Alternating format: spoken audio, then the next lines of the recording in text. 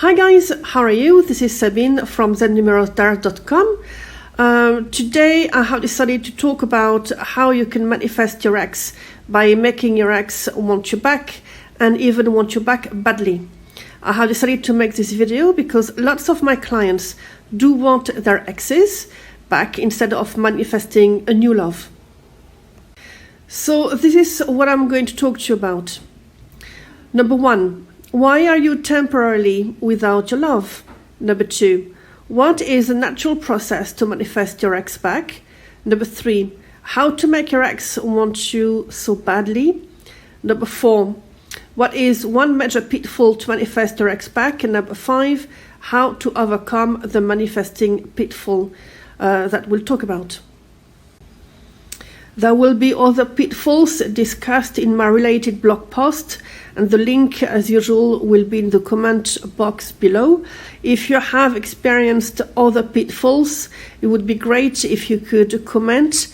And if I haven't talked about that pitfall that you have experienced either in my video or in my blog post, I will make another video out of it. Number 1. Why are you temporarily without your love? Before even manifesting your ex back, why have they become an ex in the first place? Well, there is nothing mysterious about it, actually. When you think poorly of yourself, or when you're afraid that your SP could be fooling around, if you are on the lookout to check if your specific person is talking to someone else, if you are acting like that, what you are actually doing to your SP was transmitting instructions about your insecurities and how they would probably be better suited with someone different, with someone else. I call it being the spy. And the more you got afraid, the quicker it seemed that they were pulling away. Hot and cold behavior sometimes, until they distance themselves completely. After your specific person became an ex, your only thoughts might have been, will my ex come back? What does my SP think of me now? Is it too late for both of us? How do they feel about me now? What are they doing? Are they seeing someone else? And all along, what you've done was pushing them further away, consolidating their gut feeling that they made the right decision to leave the relationship in the first place. Number 2, what is a natural process to manifest your ex back? Well, when you have reached that type of circumstances, if you can, try and stop having those thoughts, because they will keep manifesting the opposite of what you want. The natural process to manifest, if you remember, is to want something or someone. Lock your manifestation irrespective of your circumstances and feel neutral or okay or relieved or have the inner knowing that your manifestation is yours no matter what.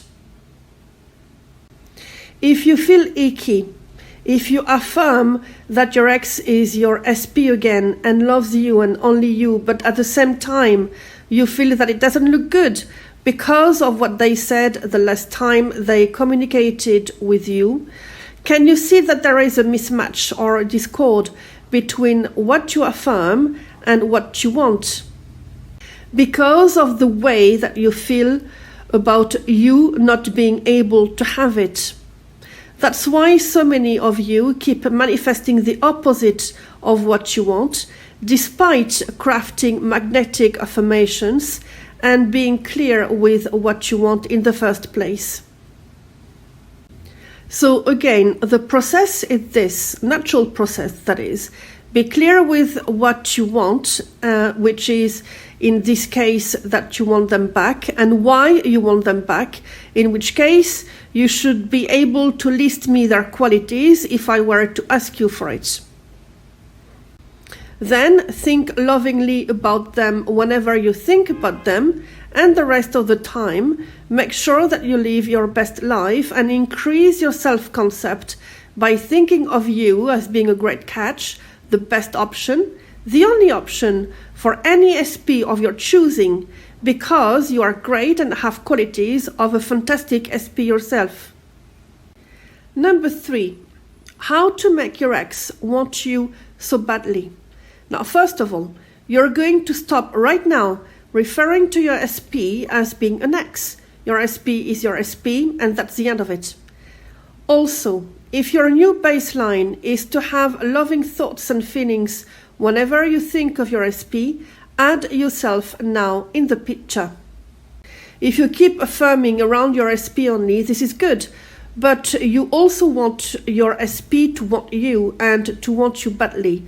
So it wouldn't hurt if you were magnifying your affirmations by having one word or even one additional affirmation around the two of you as a couple who is madly in love with each other, and especially your SP being crazy about you. In fact, whenever your SP thinks about you, all they want is to be with you again, because they now lack excitement and passion in their life. This is because you are their cherry on the cake.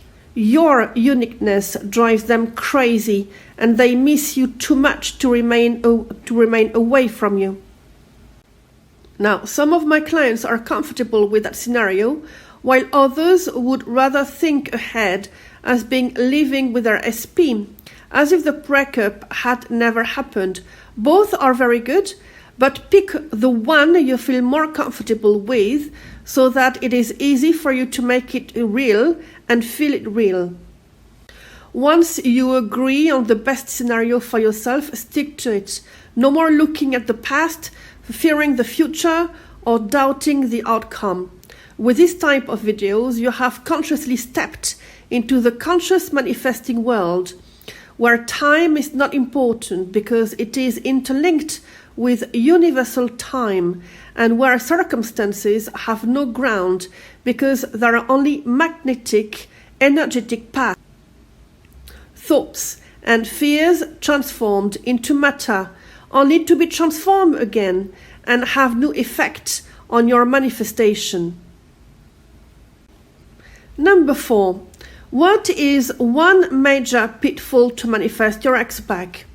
One of the major pitfalls that is common to most of my clients is the way you would affirm for your SP to be back in your life. You craft even wonderful affirmations. You stick to your affirmations whenever you think about your SP. You even do your best to be convinced that manifesting works and you have nothing to worry about. But, and that's a big but, you still look around to check where your manifestation is. After all, you've done your due diligence by studying all there is to know about self-concept, affirmations, letting go even. I mean, you've spent hours studying for some of you, and even better, lots of you have also practiced what we keep telling you in the videos, or by investing in yourself with one or a couple of courses. We've all started like that, to be honest, by the way. I wasn't born a conscious manifester. Like you, I've always manifested, but because I had erroneous beliefs through which I was interpreting my reality, I was assuming the worst, especially as far as love was concerned. But you see, in physical reality, when you take an exam, you rarely get the results immediately. Sometimes you have to wait for days or even weeks, or the feeling of wanting to know what the result is. But you have to wait like the other students. Well, here it's the same. The only immediacy is in your head and in your heart. Know and understand that the universal outcome is always instant. But we are human beings, and so we push out our manifestation in the physical realm, meaning that having to wait is sometimes necessary. So now, number 5, how can you overcome the manifesting pitfall? I am going to take the analogy of a pregnant woman to explain how to overcome the manifesting pitfall consisting of checking where your manifestation is. A woman wanting to deliver her baby right now while she's just been told she was only 5 weeks pregnant is not possible in real life on planet Earth, and because she has enough data to understand that her baby will show up when it is safe for it to show up, she is being patient and she is enjoying being pregnant. She may shop for the arrival of her baby, think of a name. Nearly all mums to be also talk to their new unborn baby, to their manifestation, if we consider that a baby is also a manifestation, with love and kindness. And when they do, they bond, they connect to the unborn baby. This example is to show you that mothers do not look for their baby before the 8th month of pregnancy at least, because they know that before that date, the health of their sweet baby would be at risk. So they take good care of themselves because they know that their own wellness will be beneficial for their baby. Now, if you consider that a baby is a manifestation, and if you consider the pregnant woman as being an unconscious manifester, you can see that she's using the natural process of manifesting. She's taking care of herself as a priority, and she thinks and feels lovingly about her baby, her manifestation. This analogy may help you in the future when you check around and see if your manifestation is hiding somewhere, and if you try to make it show up one way or another. Do not look for your manifestation. Don't worry. Your manifestation has your name all over it, and that's final. So it will show up in good time when you don't look for it, but as you look after yourself as a priority. So there you have it. I have listed other pitfalls in my latest blog post and ways to overcome them. I would like to remind you of something really important that I remind myself sometimes as well, and it is that there is no expiry date on any of your manifestations.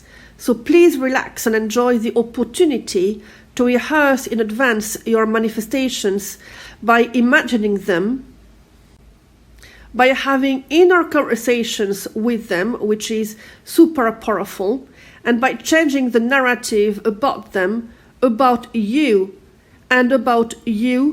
and them. As always, I do believe in you. I know that you can do it. So on that note, happy manifesting.